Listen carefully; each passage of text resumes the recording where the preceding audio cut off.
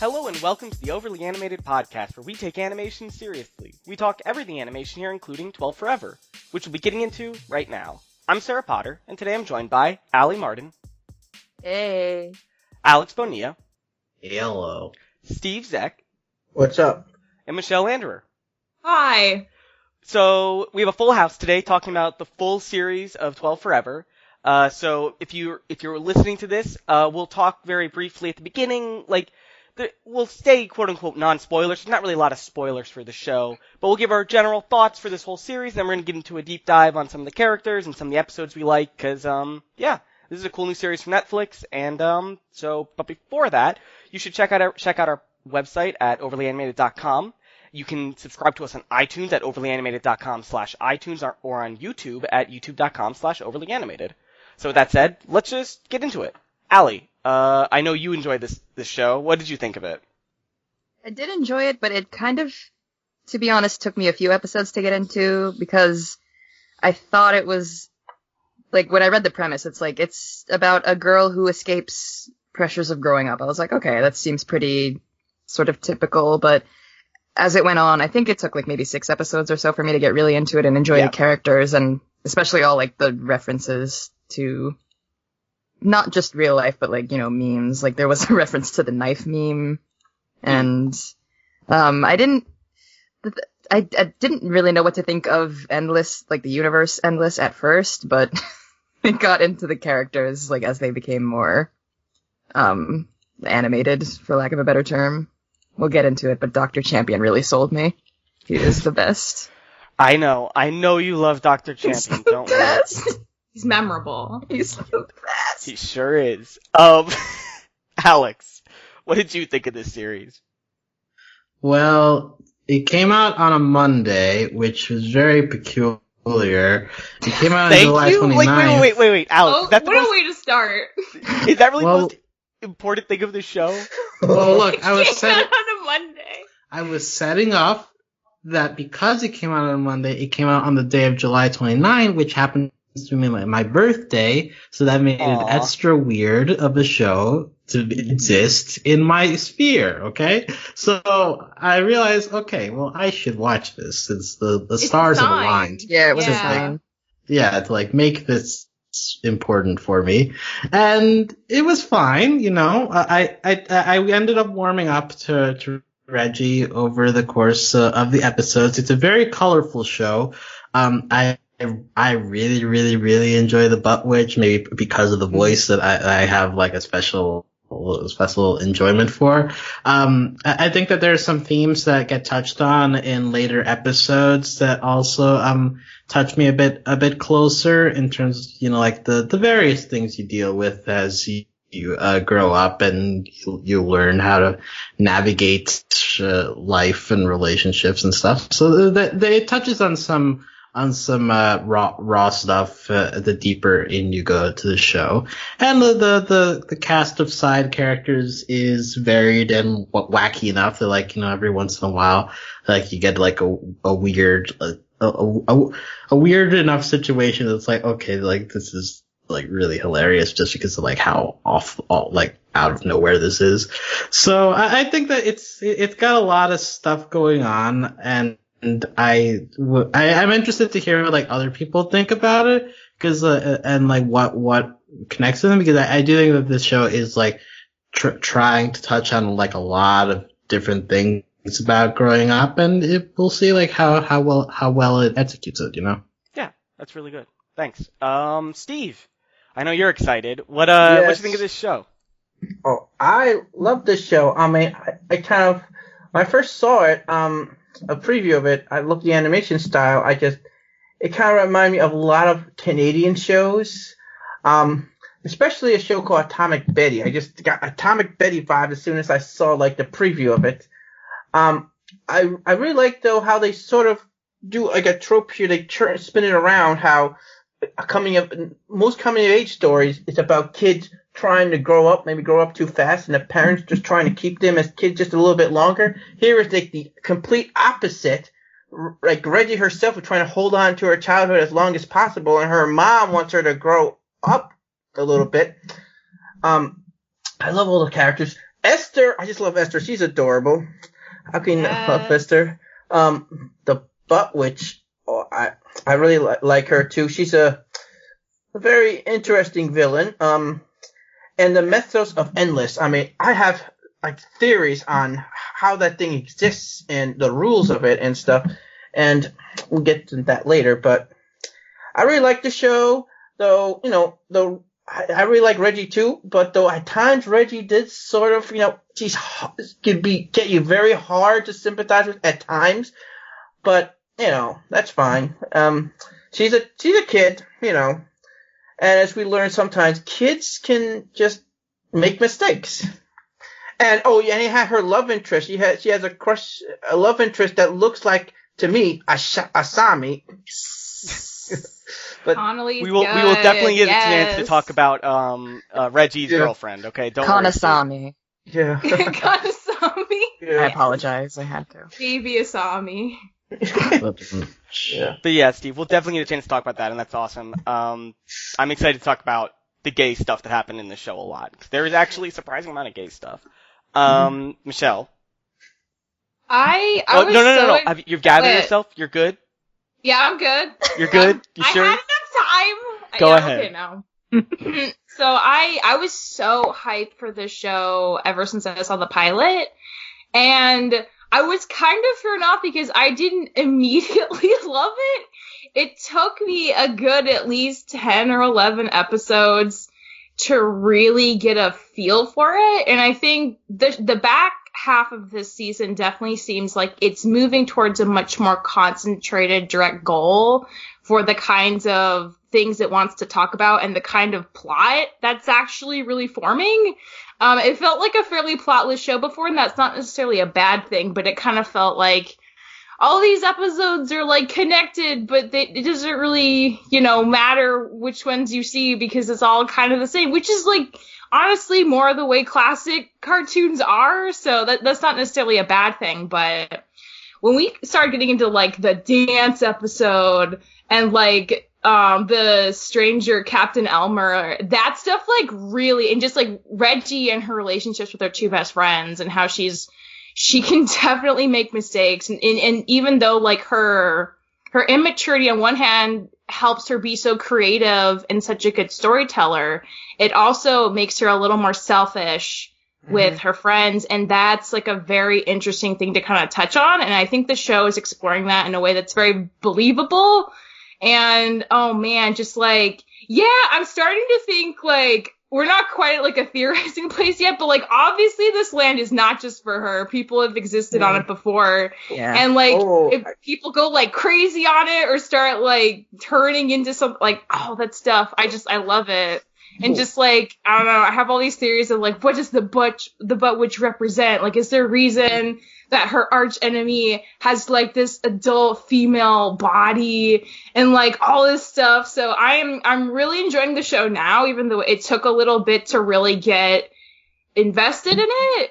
And I mean, I definitely hope there's more seasons. This show more than a lot of shows made me think about my own childhood, and especially that kind of weird phase when you're like a preteen and you go from just being a kid to like having like gender expectational stuff thrust upon you, and even the dimension of like her mom like loving her but not quite understanding her own daughter is very interesting. And I like that like her mom is never like considered like a terrible mom. Like you feel for Judy, but you also get a sense of like her life is kind of hard. Yeah. And her kids make her tired, which is also relatable. So it's just like a lot of aspects of the show I think are really, really refreshing, and I really dig them. Especially the style too. Like it feels like very something I haven't seen in at least 15 years, and I really love that about it. Yeah. There's definitely a lot of things in here that are, like you said, just a little bit different, a little bit more, I hesitate to say honest. I'm not sure what the right word is. It just feels like there's a lot more in here. They really want to dig down into those, parts of growing up that I think don't get talked about as much, because we always see like those don't do drugs, or here's like your first relationship. But like these things, like, this show is like not afraid to dig into a lot more than that. Like you said, it's not afraid to dig into things like gender roles and how these kids deal with them. Because even if you're not like, even if you are cis, even if you are like, if you identify as the gender you were born as, or gender as the sex you were born as, you still have a lot of pressure there as you're growing up because there's this big societal thing that happens. That suddenly, hey, the world sees you as this person, or you should confine, or should become like this person. And it's a lot of weight on them. And that's really where we start with the show, and it really connected with me. But like you said, Michelle, like after that, it kind of got a little more episodic. It got a little less focused on specific problems with growing up. And then at some point in the middle, it just like turned on a dime and became a lot more interesting with like more, not that the other ones weren't fun. It's just like it became much more focused on complex relationships between these friends as they were growing up. Like Todd gets a girlfriend, and Reggie gets more and more selfish and more bitter about some things, along with the Connolly stuff that Steve touched on. Like, there's all these little things that happen with all the characters, and everyone seems to have a life outside of Reggie. Go ahead, Steve. Yeah, I kind of wonder, though, maybe us watching as adult lenses maybe affect us. I wonder if I was a kid watching the show, if I would feel differently about Reggie and her selfish choices than I do now as an adult. Yeah, there's definitely that. 'Cause I'm not sure, because again, we are all adults, I would hope, because that's what I know you all as. We're all adults, so we definitely view this differently because we've already grown up. We've definitely had these experiences, and so this is interesting. I'm definitely want to dig into it, like, once we get to it, I definitely want to dig into these episodes, talk about like how you connected with them, if there's episodes you connected with more, because this definitely feels like the type of show where different people will connect to different episodes. And that's interesting to me because this is that kind of show. With that said, I think we're just going to start digging into the characters because there's a lot of really fun characters here to dig into. There's some adventure-style wacky zaniness happening here. If you are really against spoilers, we're probably digging into some big ones now, like digging into like actual plot points. We might have mentioned like a little things here and there. Don't worry about it. Like if you go in now, you'll be fine. If this sounds interesting, go check it out. But from now on, we're going to really be digging into the specifics of episodes and the specifics of characters and how they change throughout the season. So with that said, I think we should just start with Reggie, because Reggie is the main character. She is definitely interesting. She's definitely different from other main characters I've seen in this kind of show. She's very non-conforming and very, I guess the word is very creative and very selfish at times in this season. I guess whoever does anyone really connect with Reggie or really connected with her? Well, I will say I've heard the comment from others that Reggie might seem hard to sympathize with in the later episodes, but I think that the show does a really good job of showing that all of this is kind of like instinct for her. Okay, things are changing around me. I don't want them to change. What can I do to prevent this from happening? And so like the natural thing when you feel that like your friends are slipping away, your initial reaction is, okay, I need to tighten my grip somehow. I need to like make sure that they recognize what their role is. But like in that way of thinking is putting you at the center of the situation and not really paying attention to the needs of the people that you are friends with. But that's a very like kid-centric perspective, or like a perspective you would have before reaching full maturity. It's like, okay, well, what's most important is that I need to have my friends rather than like thinking about like what your friends want. And that's kind of what Reggie is going through, like trying to figure out like, how do I balance wanting to have a fun time with the people that I enjoy, but also letting them do their own thing. Like that's kind of a thing that we all have to deal with at some point in our lives.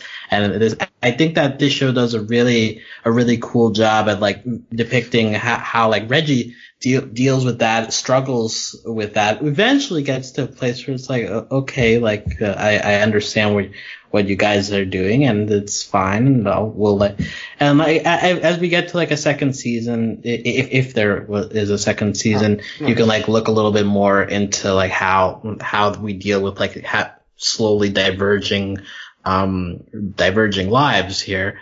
but like that's a matter of life, and it goes along with the overall theme of like Reggie not really wanting to grow up and being afraid of change. And so when the change comes at your closest sense, which is like the people the closest to you, like that's where it affects you the hardest in a way.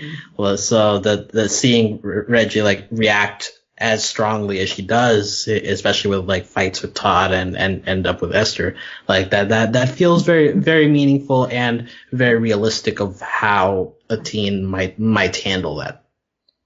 Yeah. Yeah. Go ahead, Michelle. I was just gonna say. Sorry. On top of that, I think like even on a level we're not used to seeing like girl characters be selfish without it being kind of considered a really bad thing. I think that's part of just like how girls are socialized.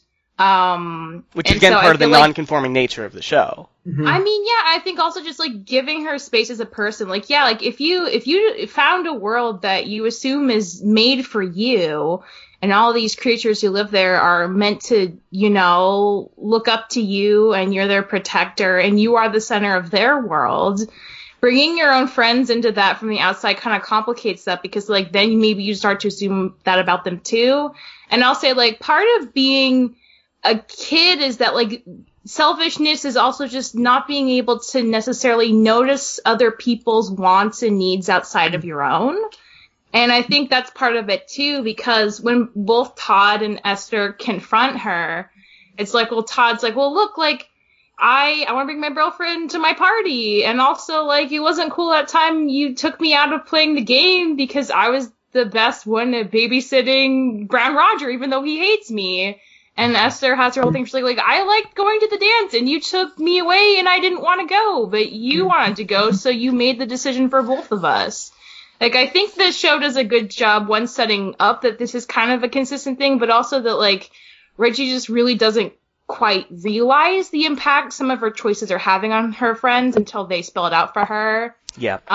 So, I mean, I certainly don't think she's done growing and learning in that department, but it's kind of nice to see her even be able to have this, because, I mean, it's not something we get a lot, and that's, like, part of her character that I really enjoy, because she's a human being who is flawed. Yeah. And that's nice. It doesn't mean she's perfect. She might do some things that we shake our fingers at because we're older, we know better, but, like, it's very believable that she would do these things, too. Yeah.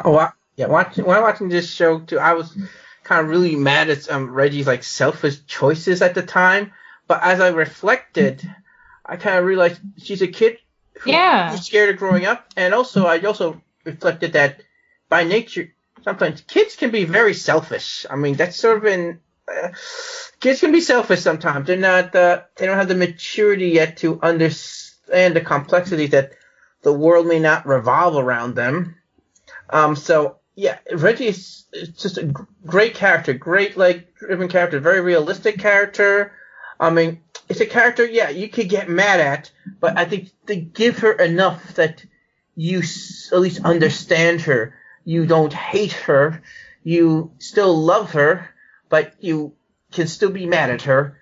In a way, for me, the viewer, I felt like Judy. I'm pretty much her parent watching all this, like, we still love you, but some of your choices... You there, Steve? Yes. Oh, sorry. It didn't seem like the end of that thought. Yeah. Okay. No, well, that's... No. I wasn't saying you have to continue. I'm saying I didn't realize that was the end of a sentence. I apologize. Oh, no, it's no problem. But in a way, though, the show, Reggie, like I said, when she had her falling out with her friends, I was 100% on her friends' side. I wasn't really on Reggie's side at all, because because they're right, she is being selfish. It's sort of the opposite. I felt like a similar show. Hilda went to the similar arc here when the friends had a falling out and stuff. But in that show, I understood both sides. But here I'm completely on one side here. But that's all right. I still love you, Reggie. Yeah, Reggie is definitely a complicated character to, like, watch. Just I think in real life, I think I would not like her, but in this show, like, we're so connected to her, we're sympathetic to what's happening. I know that she's wrong in these arguments she's having, but I still want her to be happy in the end. And that's a hard line to ride. But I want to touch on something that... There's only one character I hate on this show, and that's Todd's dad. He sucks. Well, we can get we're not even done with the main characters, okay, Steve? We can get to the side characters in a bit. But we all kind of been touching on it, and I don't want to move past Reggie yet, because we've been talking about Reggie being a girl, using she, her pronouns, and the show uses that, and Reggie uses them.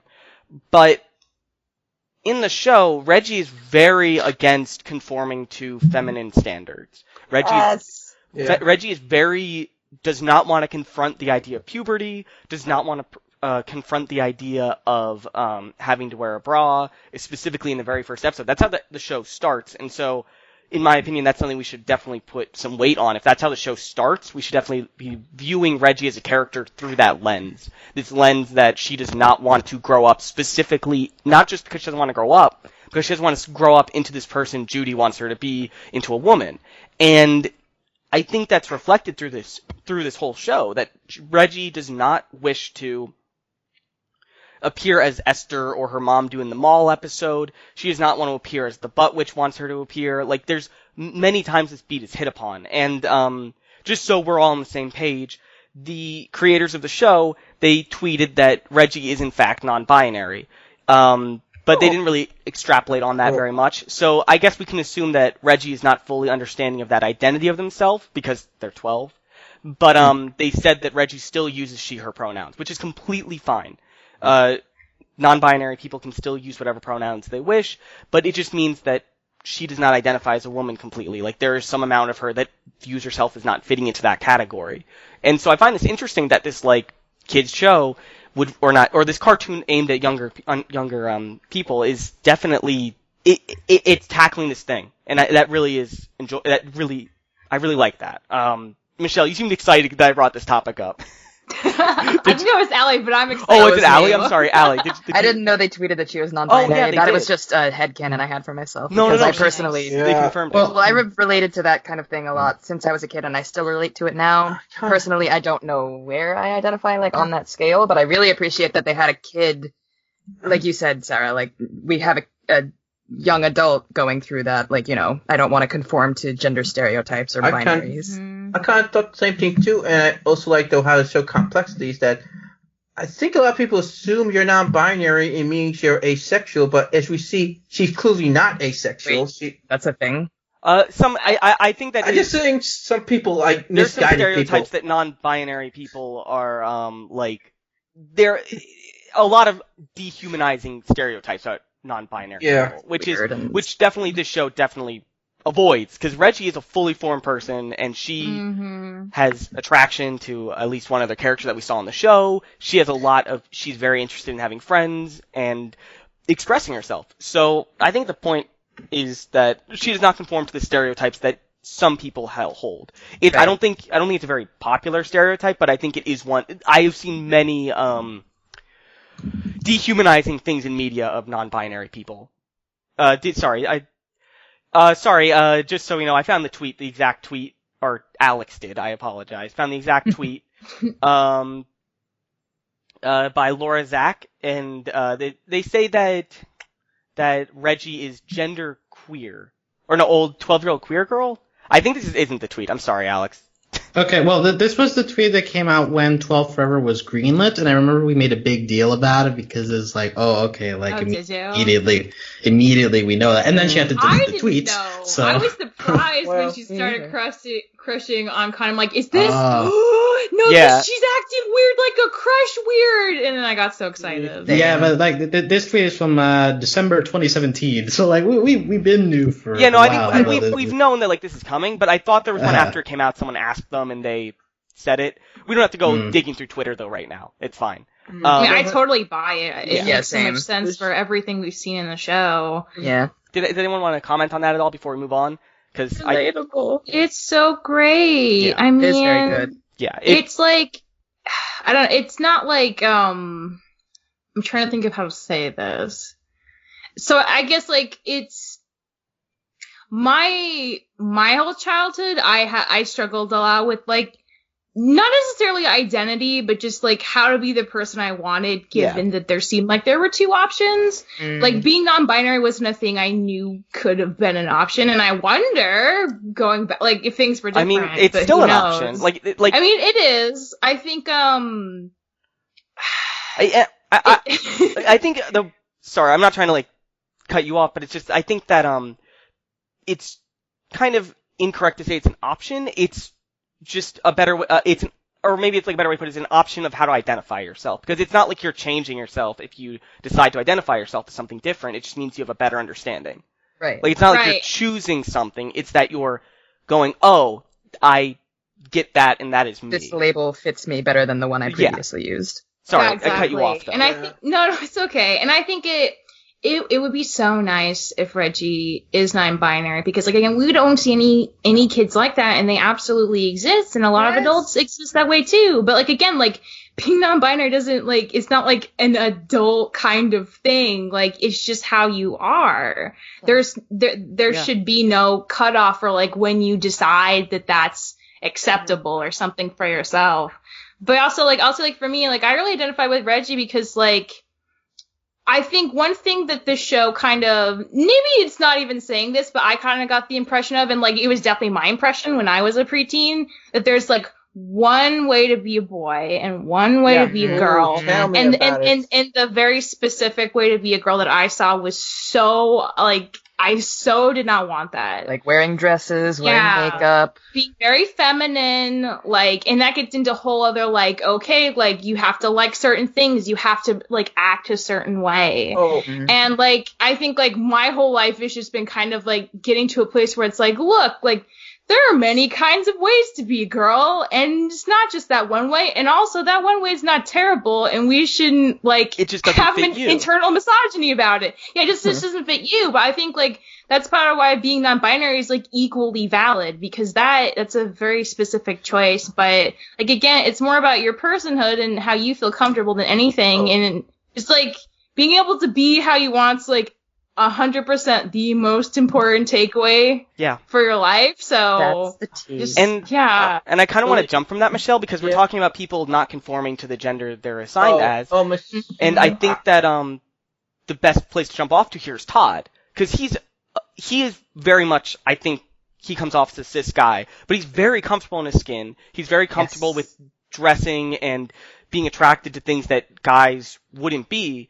Usually in, like, stereotypically wouldn't be attracted to. Like, he definitely shows attraction towards men, he shows attraction towards women, he shows, like, interest in a lot of fashion things, but he doesn't ever come off as, like, he's not a guy. He definitely feels comfortable in who he is, he's chosen how to identify himself, but he has all these, like, things that he's fine doing, and no one ever comments on it or says it's bad, and I really enjoy that. I think, like, Todd is, like, this awesome, like, mirror to, Reggie, in that he's this person who's completely comfortable in the thing that's been assigned to him at birth, but he's willing to go outside of that at the same time. Todd's probably the person I can most relate to, because he kind of reminds me a lot of me.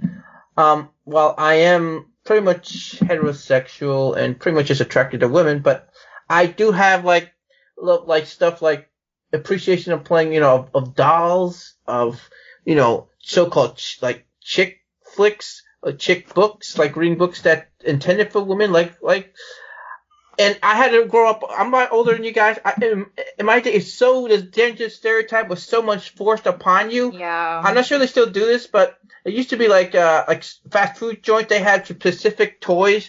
Yeah, they still do that. Boys and girls. Yeah, they should stop doing that, because I remember like when I was a kid, the girl toys were so much better, and I wanted them, and. Oh my! I deal with my dad. And I think that Todd is definitely a great example of that. He really shows it's okay to like want those girly things, even if you do identify as a guy. I'm sorry, Michelle, I cut you off again.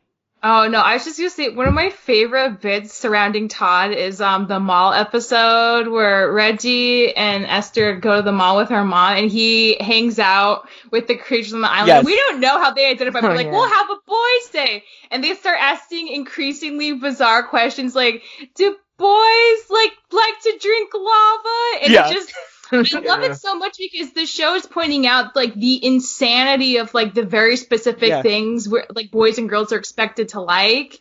Because it's like, yeah, is it a boy or girl thing to like to drink lava? Who knows? But like, you can literally assign anything to a gender and pretend it's valid and real. Yeah, but that's the best part of Todd, because he realizes that. He just says, yeah, sure, like you can if you want to. He's so chill about it. It's just such a great way to try to like normalize everything for everyone, and it's so good. But and then I still find the joke before that really funny though. When like they're like, let's have a boys' day. He's like, are you a boy?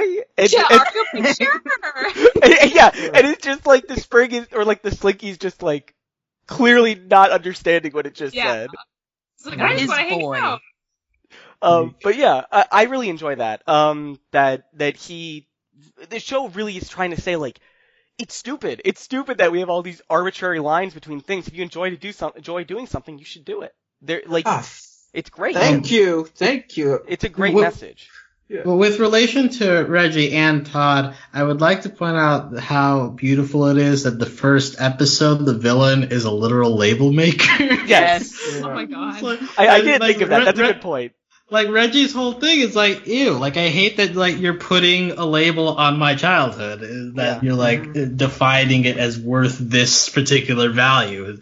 And so, and that kind of extends to the whole show, right? Like, she doesn't like that people want to fit her into a particular box. She's not ready for that, and she's against that idea. And they want to be Todd into a specific box, too, and he's willing to go outside of it. Like, I think that's a great observation, Alex, and I did not, like, connect that. I can't believe I didn't think of that. No, I'm amazed I didn't either.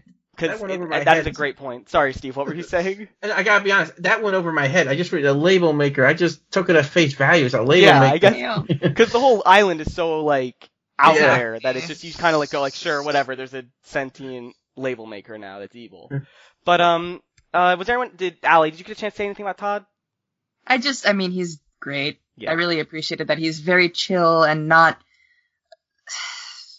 I can't think of the right term, but like inherently like he's not like aggressive or anything. He's like he like comfortable with his masculinity and like he's very chill about it. And I like how he gets along with his little sisters. I've seen so many times before, like shows when you have like young siblings, especially like a brother and little sisters, there's sort of antagonistic relationships. So I love how they're just the Jennifers. Yeah. I have my issues with that, but we'll get that. We'll talk about that. Yeah, we'll see if we have time for that. But I also like that Todd has a good relation with his older brother too. Like, just this show is willing to say that like all three of these main characters we're gonna finish talking about Esther. Like, they have kind of home lives that are kind of messed up in some way, but they also show that like they still have good relationships with the people in their lives. Like, they still enjoy those people. They just wish there were things different about these home lives. And with that said, I think we're going to go on to Esther, whose home life we kind of see the least of. But it's hinted at a lot. And I kind of want to talk about that, because Esther is definitely like the Hermione of the show. She's kind of the most heteronormative character. She's like Frida and Connie. She's like that girl whose parents have a lot of expectations for her, and she finds that very constraining. And she's... Is she an only child? I think so. Probably. Yeah. Well, in the picture we see that it's just her and her parents. Yeah. Okay, so I'm an only child too, so I guess in a way I gotta relate to her as well. And what we see from Esther is what I love about Esther is that she plays up in response to Reggie and Todd. She plays up this like stereotype of this really girly girl.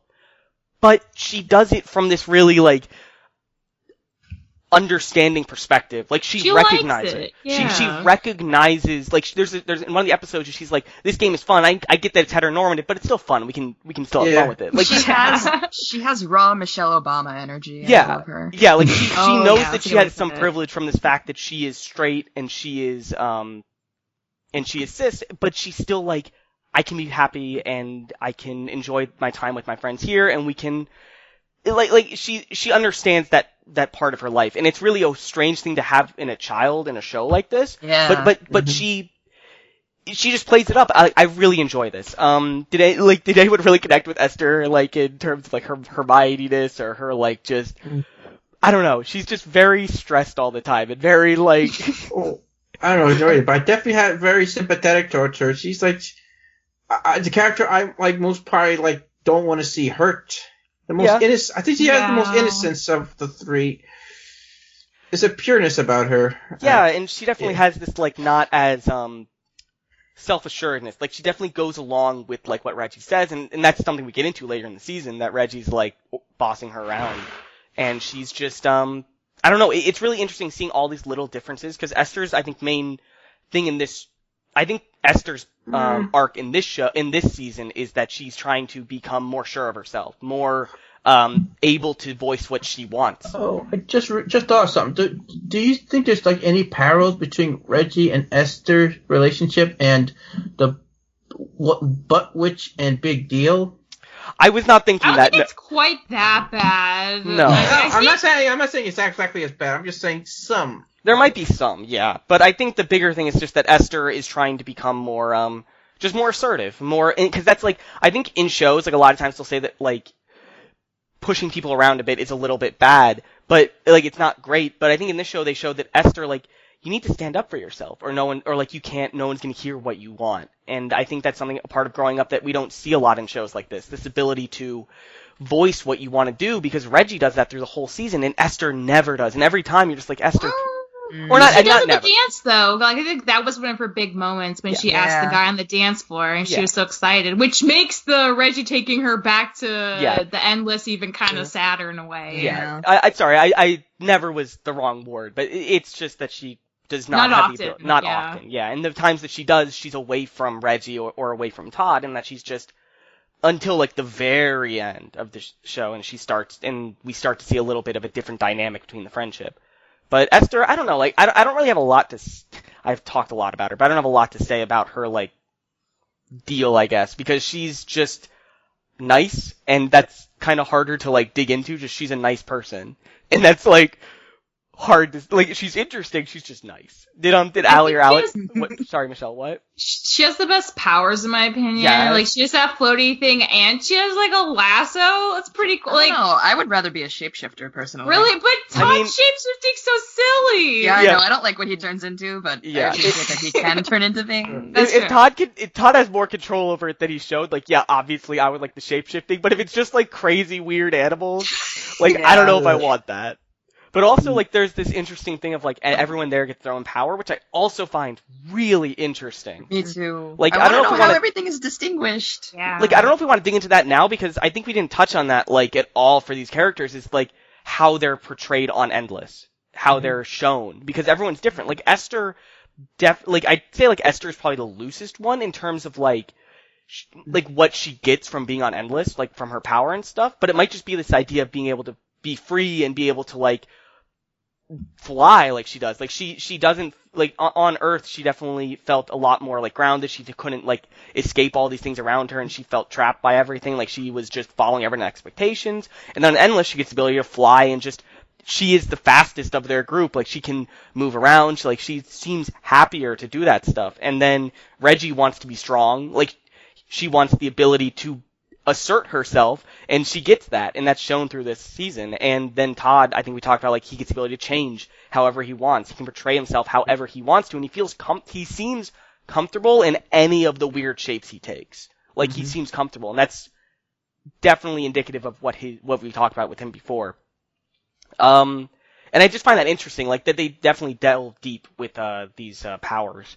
Allie, did you have something to say about this? About Endless, about Esther? Well, not specifically about Esther, but I'm really curious about if they will ever get into the lore, if we get, like, a second season. Like Michelle was saying, how the island came to be, because there were people before Reggie. I don't think she created the island. Well, I mean, we saw Elmer. She didn't. I have theories on that. We can get to that after we finish. I know, but I just say I got thoughts on that later. Yeah, no, we can talk about theories at the end. I'd also want to know how their powers manifest. Like, I mean, it has something to do with their personality, obviously. Yeah, that's what it seems like. Like I said, Esther doesn't really fit as well for me, but it seems like it fits personality. But even that 4-year-old had a power that fit what, like... Ogden, it seemed to fit, like, what he wanted. That was the episode that really dragged me in, I think. Well, I want to see the second season, I want to see the Jennifers go and listen and see what powers they can have. But it also seemed like it wasn't, like... It seemed like they got powers based on the first time they wanted something in Endless. You know what I mean? Because Reggie wanted to be strong and like punch that kick like the Foursquare ball, and like it went really far. And True. that seems like, I think, like reductive, but it fit, like she wanted that really bad because it played into how she felt about the real world, into when she was made fun of at Foursquare in the real world. Like, she became good at all those things she was made fun of, and that fits her character. That's what she wants. And then Todd, or not Todd, because we didn't see Todd first use his powers, but Esther, we saw her first use it, and like she just wanted to catch them in the race, and like it definitely manifested in a way that fit the situation she was in. Like, maybe that had something to do with it. But yeah, like I don't know if there's That's this a good deep point. I didn't think about that. like, but again, that might just be, there might not be a reason to this deep lore. Like, there might not go Well, this makes deep. sense. I think it makes sense because, like, again, the kid, like, Yeah. he got invisible because he was scared. Like, Right. Mhm. like, I think it just fits, like, the deepest desire you have when you go to Endless. And, What if Connolly went to Endless? What would her power be? I mean, Ew. ooh, maybe that's something to do with a camera. Like, maybe she could, like, Yeah. She becomes a camera. or maybe she, like, can Artistic freeze thing. stuff or something, like, freeze frame things or something. Or she can change things colors. Mhm. Artistic. Becomes gay. No, I don't know. Is everyone gay? Maybe they already are, though. I mean, Like, there's everyone no in way the for show us is to already tell. gay. Like, maybe Yeah. it's time to move to the side characters and the gayness. But Alex, did you have something to say about Esther? We didn't get a chance to come to you, or are you good? Yeah, I don't really have anything except in the, I guess in the discussion of gender identity, Reggie and Todd have like very different things going on. So does Esther play the straight man? Yeah, I think Thanks. she kind of Yeah. does. Thanks, Alex. Yeah. That's my thoughts. I think, was that supposed to be a joke, or were you just saying that, like, I think I'm That's rubbing up off. to your I interpretation. think I'm Sarah. rubbing off on you, Alex, with these bad jokes. this is, okay. Wow, Anyway, that's an insult that you think you are capable of. That wonderful observation that I just made. Well, I'm sorry insulting myself, too. okay. Shade Let's is move on too real. before these two No move on more to our insults. argument. Because I think what we can move on to now is just some, like, we'll run down some side characters, see what we want to talk about. I know you Dr. specifically, Champion. We could go to Dr. Champion first. Yeah. He's a fan of Sally's. Yeah. I know, I was literally gonna say, Allie, I know you have someone to talk about. Go ahead. You have the floor. Where am I? I don't know. He's just, I don't know. He appeals to my ADHD brain. The fact Yeah. that he screams nonsense is just, it ensues hilarity for me. Yeah. Like, the whole episode where Any they're, character like that. yeah, there was the whole episode where they're learning, and he's like, I'm so advanced. And then they're like, I can't read. And then he Can't I runs like away. what's happening. Of course I'm the best in the class, Mom. Yeah, I have to leave now. Dr. Champion is Dr. Champion. I love him so much. Like, I could not name, like, or the scene where we see where he lives, and it's just, Yes. what was that? It's What was milk he at, like, time. What was the episode with Sad Mantha where they took his shack and they were like, you have like 5 other Oh, no, ones. that was Colin. It took Colin's shack. Whoops.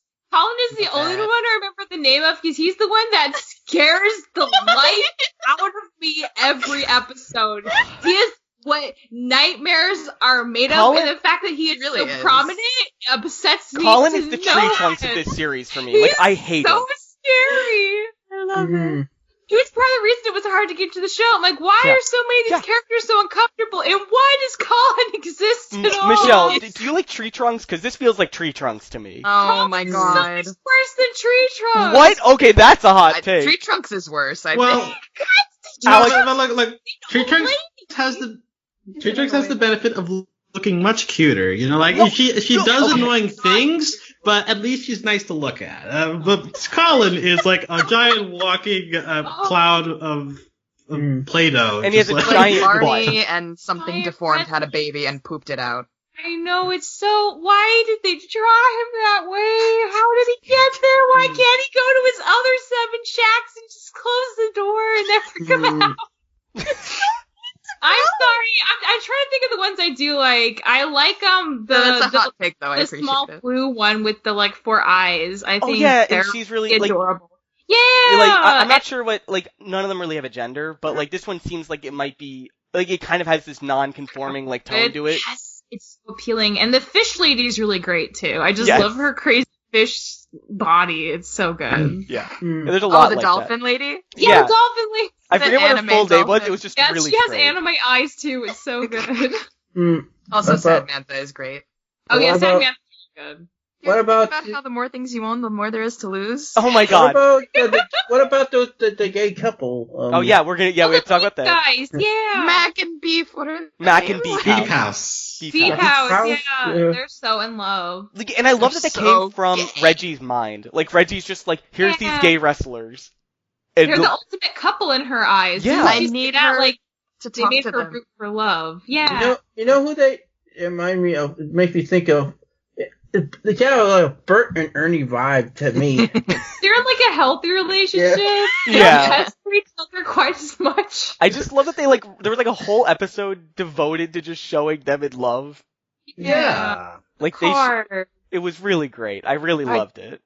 Press Yeah. the world for you. They were, honestly, I think they were what, like, kept me watching the show, because I wasn't really into it, and then the episode with her brother came before that one, and then those two really got me into it. Yeah, these But also two, because this, gay representation. yeah, like this Did one was just like, oh, we're like on episode 7 and we already have like gay. Like let's keep going. And it's like it's no big deal. It's just like everyday thing in this world. And like Yeah. characters in the show are actively like really excited about it. Like Yeah, specifically, like, Esther is super excited for it, and like like if you compare it to like other episodes where like she's fitting this like very cis girl stereotype, but like at the same time, like in here she's like totally into this gay relationship, so it's like they're all equal, they're all love, you know, and like that's a beautiful thing to. I think that's the best way to put it. put Esther, in. like she is definitely cis and straight, but at the same time she sees she is definitely not homophobic or anything like that. Like she is like, this is The love ultimate just like ally. mine.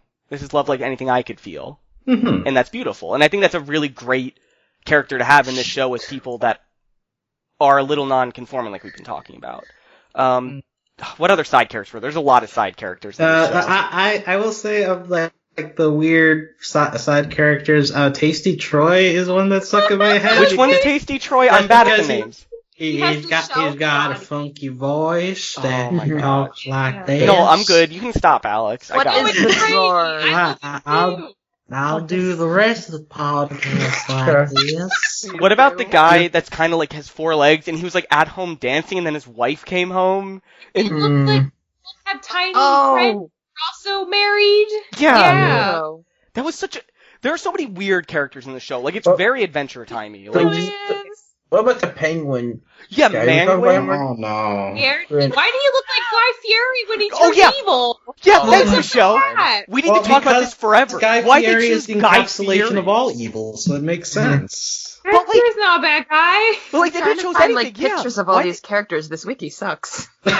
Yeah, It's just the show's so new. They haven't really yeah, there's updated just it not enough properly. time. And all, but really, Michelle, why'd they choose Guy Fieri? He I wasn't know! even like, Why does he have the flame shirt and the gelled spike hair? like he wasn't even It's so interested in stupid. food in the show. Like it was just the Wasn't. outfit he was wearing. They just Because- wanted a radical change, and I guess Guy Fieri is a pretty radical change for anyone. But like Guy Fieri's not a bad person. Like I that's know! Like, I don't Guy But he has Fieri's a like- very But he has a very broy reputation, and the But- penguin turned into a but real he's bro not. after that. like if you look into him, he's very nice. Wait, what about the dog? What is his name? Guy Pleasant? Oh, What do Guy you guys think of Pleasant. him? Oh, I no. forget what he looks like. What is Guy Pleasant He's look like a Dog with the guitarist on Oh, the the top. hot guy, yeah! Hot guy. He has Yeah. the green dog body. Oh, he's amazing, and he has a good singing voice. Dr. That guy. Champion's boyfriend. What, Yeah, he's, Michelle? yeah, they're dating for sure. He Michelle, loves what you're Dr. Michelle, what you're saying is that you would be just as into Guy Pleasant as Esther is. Absolutely, we shared one thing in common, and it's that guy. Oh my. Just one thing. Can I'm actually curious on your guys' opinion about Brown Roger, because he pisses me off. Oh, he does. Oh, I love him. He's so bad for selfish him. and mean to Todd, He's and I don't cute. appreciate it. Insecure about it. He, the yeah, they have. he's like reminds me of Angel Bunny. He's just sort of a kind of a jerk animal to certain people. Well, he Brown can do- Roger is like a cat, you know? He's like Just- Momo. He's fine. He's cute. I guess he is like a cat. Yeah. Mm. He's very, very protective of his owner, you know? Yeah. Very possessive of his owner, maybe. Yeah. And that's probably also connected because Reggie can sometimes be very possessive herself, so they kind of He go learned well it from together. her. Yeah. Okay. I guess that's fair. Okay. We've been dancing around this for way too long. We need to talk Connolly. Because Yes, Reggie is yes, super gay, Connolly! and we need to talk about it. Because Yes. Connolly is this really, like, stereotypical pretty girl, but she has a lot of hobbies that seem to line up with Reggie's really well. And she definitely shows interest in a friendship with Reggie, but Reggie, this is incredible, Reggie has the biggest gay crush on Connolly ever. Yes. Can we call her a disaster lesbian if she's non-binary? Yes, because you can identify as a lesbian if you're non-binary. I think it's honestly two things, because I feel like in the Locked Forever episodes, it's a combination of, like, she goes to Endless because she can't fit in with most of the normal kids, and so I feel like she has that insecure fear that Connolly won't like her if she gets to know her, on top of her crush. I feel like there are two compounded things at once. But there's also this idea that, like, so Connolly's, like, one of the first people in the real world not related to Endless that, like, has an interest in her. Like, like, she's not someone that, like, she approached. Because even Todd, like, even though Todd approached her after she talked, like, she approached his friend group and then he came over afterwards to talk to her. But Connolly, like, just approached her of her own accord. And I think Esther that really... does too, though, doesn't she? She just kind of wants to be But Esther friend. has different issues that... Didn't she just show up to Endless? Yeah. Yeah! Esther just, true. like, Esther just was very clingy and grabbed onto, Reggie, and just, like, it wasn't a reciprocated thing. This, though, is Connolly showing, like, friendly interest in a healthy way, and Reggie having no idea how to act on that. Also goes against what she's trying to do, which is not grow up. Yeah. You know, being attracted, that's puberty, that's part of growing up, and she's sort of, I think maybe Reggie might be at war with herself. With fighting with that attraction. Yeah, because also that's she's... definitely what's going on. Because, like, there are some reads of the show, I think, that say Reggie is aromantic. Like, it's possible that, like, Reggie just doesn't want to have a romantic relationship with somebody. But it's also could be said that, like, that's just because, like, her parents broke up and she is not sure how to deal with that. So... she just doesn't know how. She's never been in a relationship. Which and is plus, normal. like, the implication is that if she were to hang out with Connolly, she'd be hanging out with her and Connolly's friends more, which means she would be in Endless less. Yeah. And the fear of letting go of Endless is, like, a whole big metaphor for her childhood, so she's not ready on multiple levels, I'd sure. say. Yeah. Is she in 7th grade? Because Connolly's in 8th grade, right? I think so. I think so, yeah. It must be like junior high or something. No, all we know is, I don't think they say which grade Reggie's in. We know Reggie's in middle school and that Connolly is in a grade above her. Okay. So she has a crush on Senpai. In the first episode, she turned 12, and for me, when I turned 12, I was in 6th grade. That's completely possible. But the point is that she's attracted to someone who is older than her, and I Notice think... me, Senpai. Yeah, and she has twice. Yeah. Several times she noticed her. Don't notice me, Senpai. Yeah, and then at the dance, Connolly even waves at Reggie, and Reggie has... Yes! And this She has causes a freak Reggie out to have a when they get- complete breakdown. I was so upset when that happened. Oh, But Reggie. I think this is really nice, because I think in a lot of shows with this, like, dynamic, like, it ends with this happy relationship. I think this just really shows, no, it can be confusing. Like, not always that easy. like, your first crush isn't, like, perfect. It isn't, like, fun, and, like, it's confusing, because you have no idea what you're feeling. You have no idea how to sort through it. Todd, being a lot more sure of himself and a lot more understanding of his emotions, like, he lands in this relationship that seems healthy and at least fun for him. Because, like, in middle school, you're not going to have a relationship that goes forever. But he's at least having a relationship that seems healthy. And that's important when you're growing up. But Reggie just does not want to engage with that, has no want to do that. Even though she is so gay. Yeah.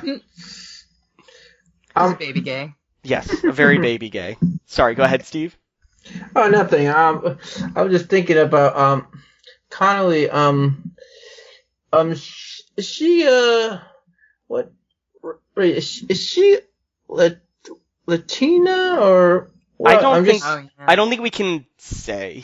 I don't know. It's possible. It's possible. Because not shown in the There's show. nothing shown in the I will show say she is for it. voiced by icon Stephanie Beatrice. So. Yes! Oh my god. Allie. Oh, awesome. But I didn't know that. Yeah, she is. Allie's excited. I mean, Stephanie Beatrice is very, very good. Too bad we don't have our Beatrice here. Beatrice, I'm sure, loves Stephanie Beatrice. I think we should end this, not end this, but we should move on to talk about some episodes really quick. I'm going to vamp for you all to pull up the Wikipedia I sent you to see. I I was just with regards to characters, also sorry. Butt Witch. We haven't really They don't talked have about. any- I was going to talk about Butt Witch when we Yeah. talked about the Butt Witch Well, first none of None of episode. these episodes really get the episode details in the Wikipedia page, just the quick summaries. But I There's mean- nothing. It's It's something, yeah. It's not Nothing great, there, yeah. but you need the episode titles. I remembered most of it. I can help you if you can't remember the title. I know how it is. I'm not good with episode titles, so I just Yeah. But I guess we can talk about Butt Witch before we jump into like specific episodes, yeah. Alex, because Butt Witch is Yeah, important. because like Butt Witch is like the lone antagonist that kind of carries over throughout the show. So I feel like she's up to main character status almost. Like she appears in a lot. I really enjoy that she's voiced by Matt Berry because Matt Berry just has a very unique voice, and it adds to like the whole non-gender conforming nature of the entire show. That it's a very male voice coming out of a very female body, and like it's very very comfortable in its own skin. And it's the barbs that she lets out are very very good. The relationship with Big Deal is very dysfunctional, and I love it. And I think they do good with like designing when she begins going berserk in the last couple of episodes, like making her look more and more monstrous as she goes on. And I find it interesting that she's kind of formed out of Reggie's fear of wanting to learn about puberty or wanting to learn about her own body, and so the Butt Witch is kind of like the personification of her adolescence, and so it's like the fear of wanting to get to that is like the Butt Witch herself, so that like adds an extra layer to whenever they interact, and whenever the Butt Witch destroys Reggie's place to escape, it's like it's literally her future that's doing that to her. Yeah, One- it's one very thing- interesting. One thing though, you gotta take note though, in the Butt Witch debut, it mentioned that she's returned, like she's been back before. It's like, it may not be Reggie that created her in the first place. She might have been reincarnated. She might have been around long before, because it's implied that this is not a new character for Endless. Maybe she took on a different form that suited Reggie's situation, and Reggie's just her current target. Mm-hmm. Yeah, but the Butt Witch was made by like those puberty magazines and stuff. Yeah. Yeah. But also by the volcano, so. I also think, Yeah, there's a lot of weird little things in this. There's a lot of weird little hints at how Endless works, but they never really want to dig into that. I think they want to keep Endless this like just place that they want to keep it thematic more than like lore based. I kind of wonder. Well, I mean, you say that, but now we know that it messes with people's minds. It Yeah. makes them go crazy. If they're there for too long, they turn into Captain Elmer, and it becomes like more real to them than whatever their real life was before. If they're not willing to face their own maturity, and that's like. Honestly, that could legit happen to Reggie. Like, at a point in the last 3 episodes, I feel like she's like, well, I definitely want to explore all of Endless. And Todd and Esther are like, yo, don't you remember when we, like, went insane? Or That what was just, happened like, to 5 Elmer? days. And she's like, I yeah, wonder- but that happened to you. That won't happen to me. And it's, like, left in this kind of ominous place. Yeah. And I Endless like that the evil? show's willing to go there. Like, there are real stakes here now. Yeah, like and I like that because the stakes are, can Reggie complete her character arc, and Exactly. that's a They're much thematic. more interesting like plot point. Like they fit this like the character arc into the plot, which is so hard to do, but they did it so well, and that's so great. Yeah. So I kind of wonder, is Endless an evil place or not? They kind of leave it up in the air because of what it does to people. yeah, it's very interesting what's going on here. Like, are these random side characters just kids that have been here so long they become like non-human?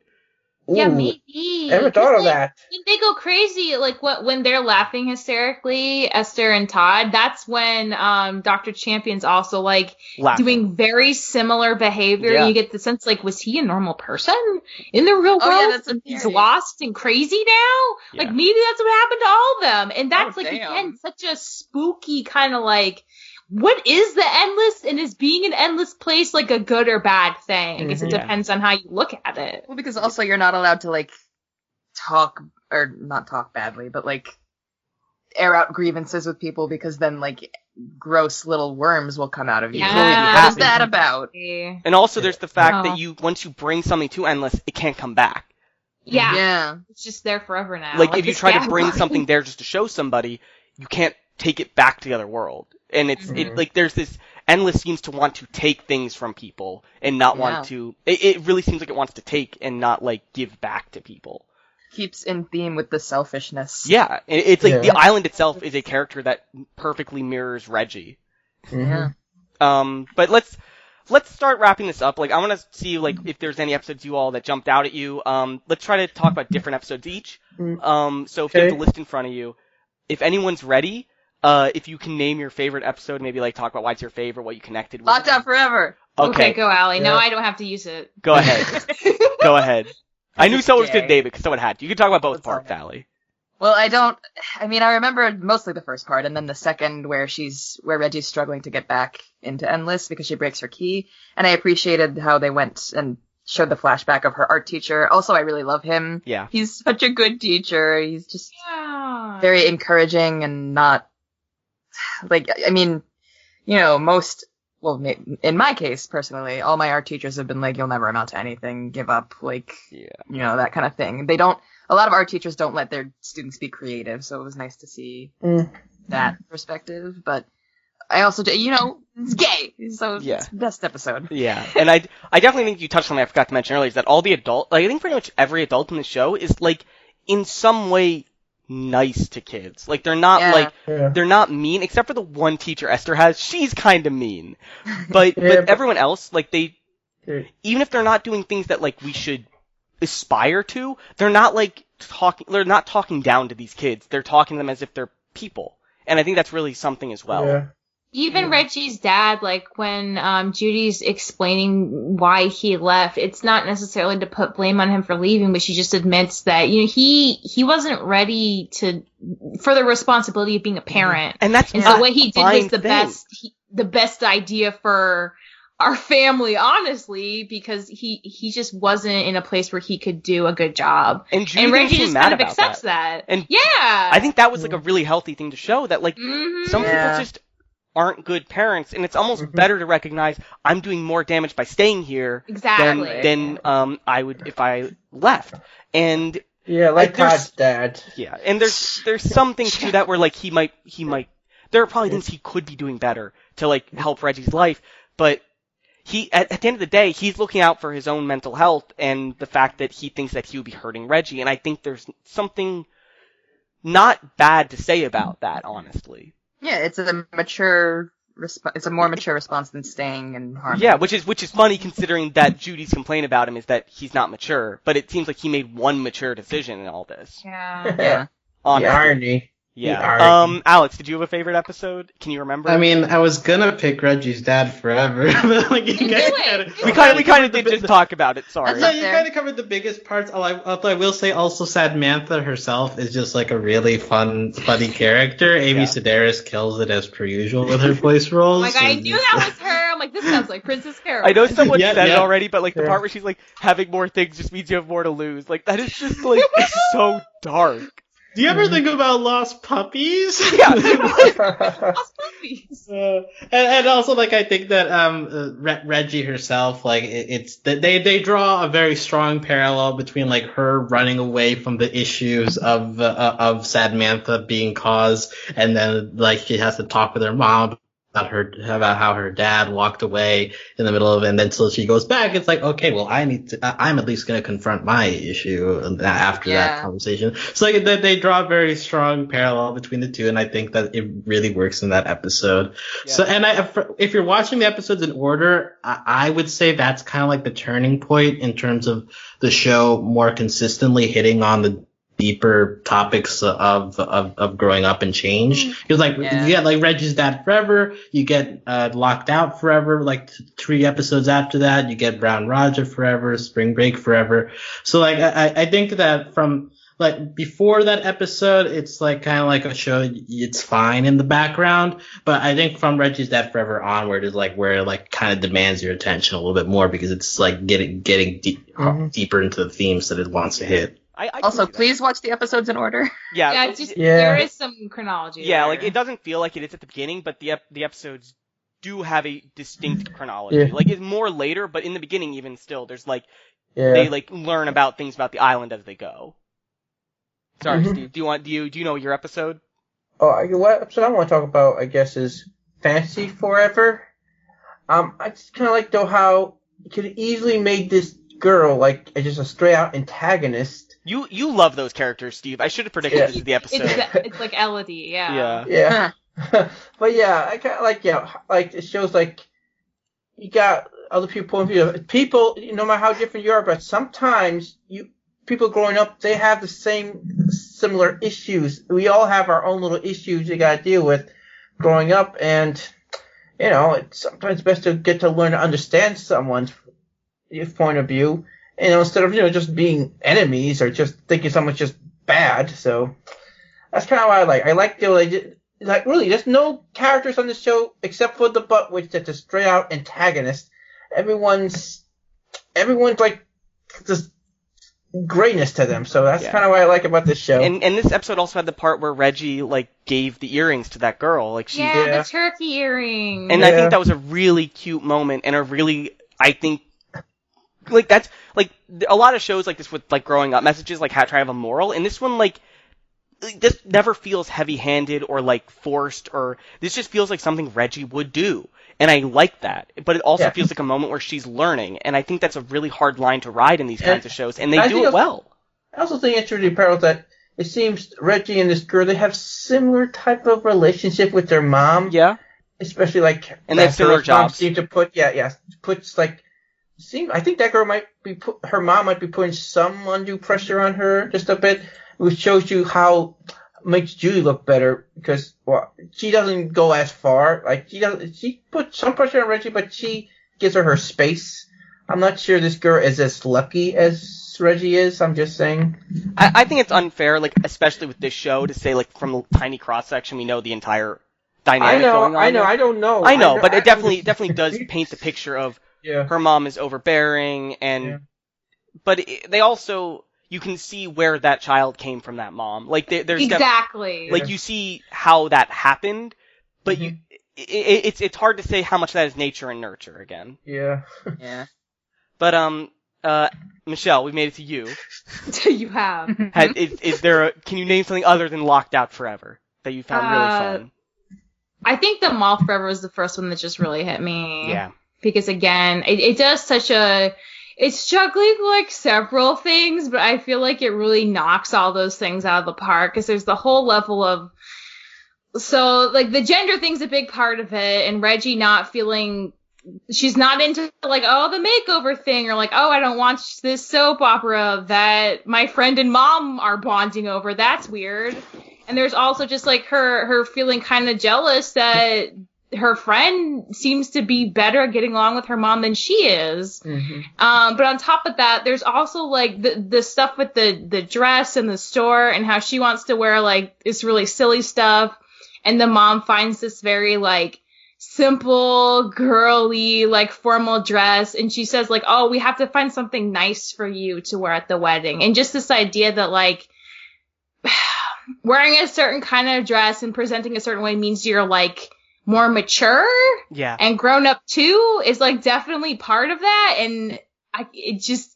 I just got that like a day ago when I wore makeup, and I was like, okay, thanks, I'm 25, but thanks. Like, this whole idea, like to be treated seriously, you have to look a certain way, and Reggie really doesn't want to look that way, but that doesn't necessarily mean that's wrong or that she's immature for not wanting that. And I feel like I really love what they're doing with her mom, because like it's such a specific thing when you have a parent who has had like, her mom even says like, well, I love doing stuff like this when I was Reggie's age. I can't understand why she really is not interested in any of it. And so the inability or the struggle really to connect with your child when your child is a very different person than you were, and you assuming like, we're both girls, so of course we'll both like this stuff. Like she's finding that with Esther, and that's part of like the complexity of why Reggie's like so upset. But then again, like she lets her get the boots at the end, and she sticks up for her when she has the skunk makeup on.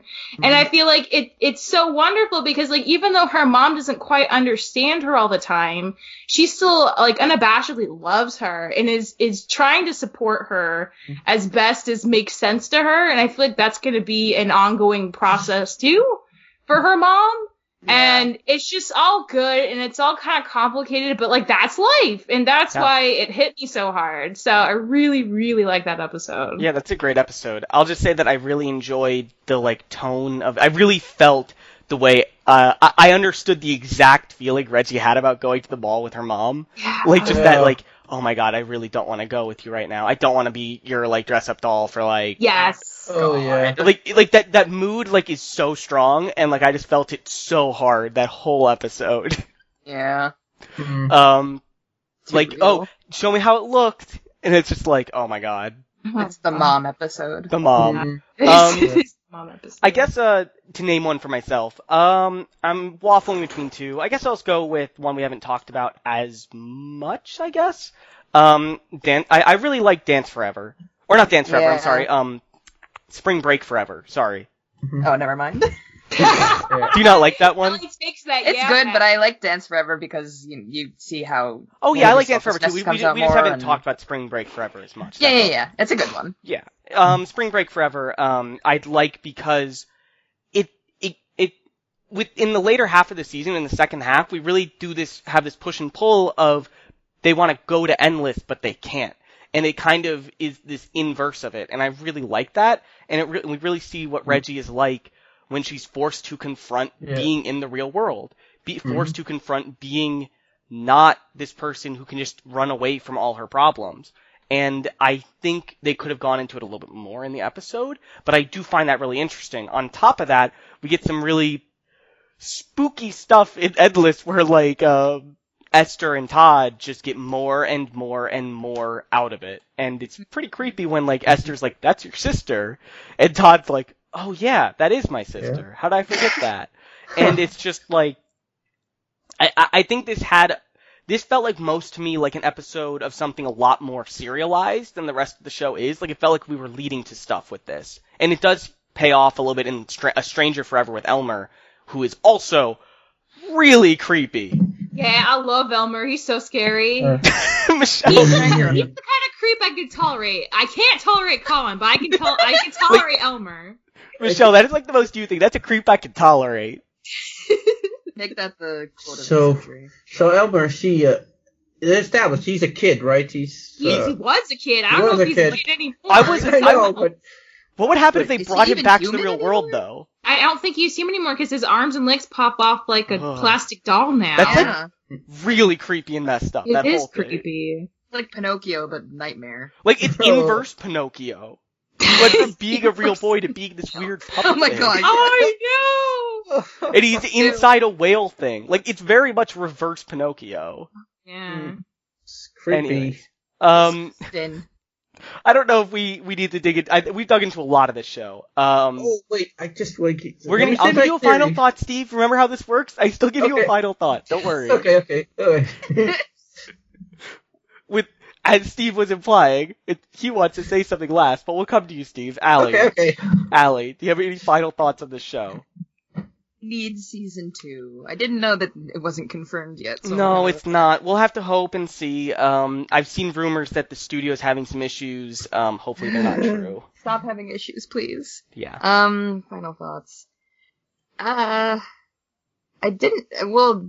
I thought I would enjoy it. It still took me a while too, and then I really did enjoy it, probably after episode 6. I also didn't think I'd be into the animation style as much as I was. It's just not that it's like different from anything I've ever seen, but it's a refreshing style, and I enjoyed it a lot. Yeah. And I would like more, please. Yeah. I agree. I agree with all that. Alex. We didn't mention the episode Dustin Forever, although the only reason that episode is relevant is because Reggie expresses her hatred for podcasts. Oh, right. I'm sorry. I can't believe he had a podcast in, the late 90s? Were podcasts a thing back then?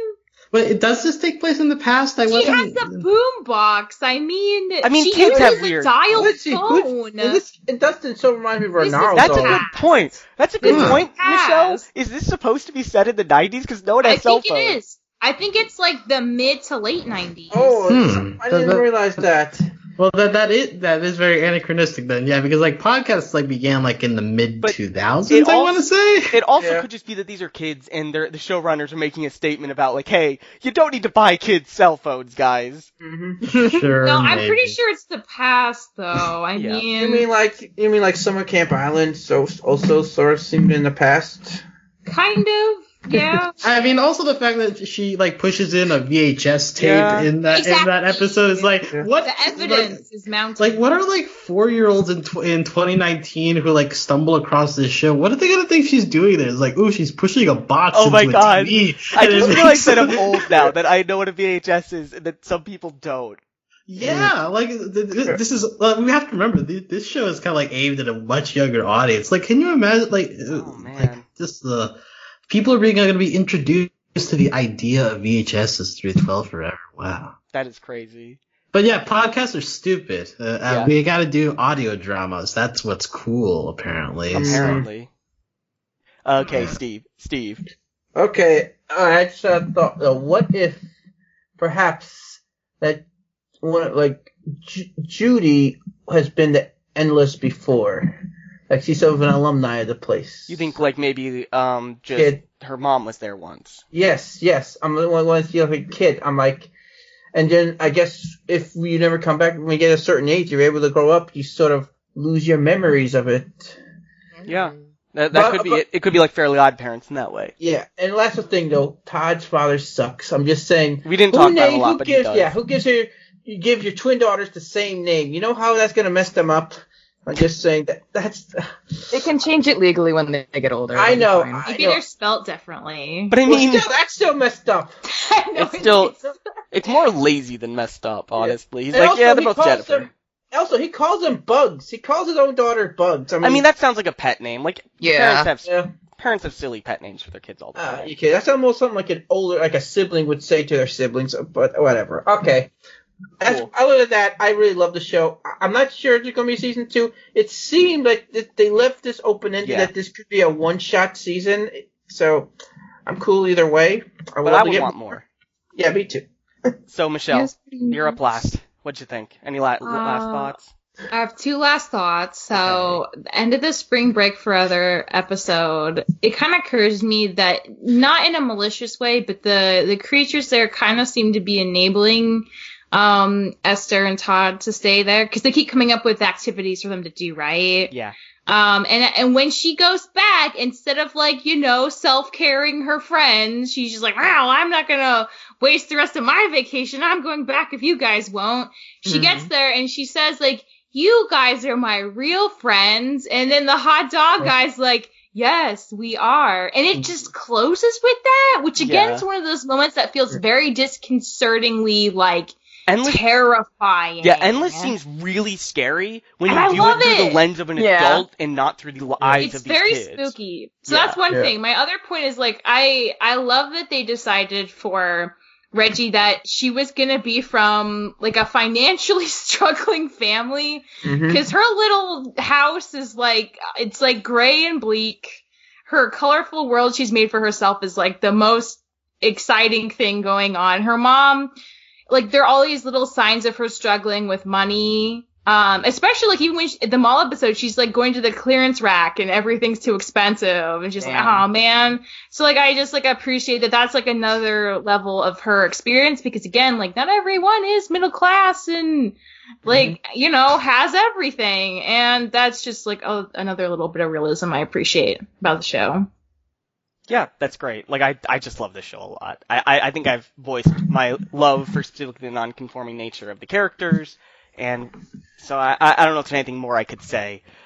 So with that said, we had a great conversation here. You can find out all the info on our podcast at overlyanimated.com. You can join us on Discord to text chat about animation at overlyanimated.com/Discord. We've talked about this show a fair bit. I don't think this has its own channel on our Discord, but we've been talking about a lot of other stuff lately. Yeah. You can support us via Patreon at patreon.com. If you made it through all of this and I know there's a lot of people asking us to do this podcast. If you're one of those people, maybe you would be one of the people that would like to be a patron. The patron of the podcast this time is Alec, aka Frozone. And thanks as always to our Patreon executive producers, Ryan, Steve, Alex, Beatrice, Hugh, Michael, and Needle. Right now we're doing a lot of She-Ra podcasts. What else are we doing? Fruits Final Basket. Space. Young don't we have Justice. Young Justice? Yeah. We have a lot going on. It's a pretty busy weekend DuckTales month. coming up in a couple of weeks. Awesome, yeah. DuckTales coming back. We might be doing another anime soon, hopefully. Hopefully. There's a really gay anime I want to do. Yeah. Real gay. Me too, and I haven't even watched it yet. It's so gay. I'm But excited. anyways, thanks for listening, guys. We'll see you next time. Bye. Bye. Bye. Bye. Ah! Bye.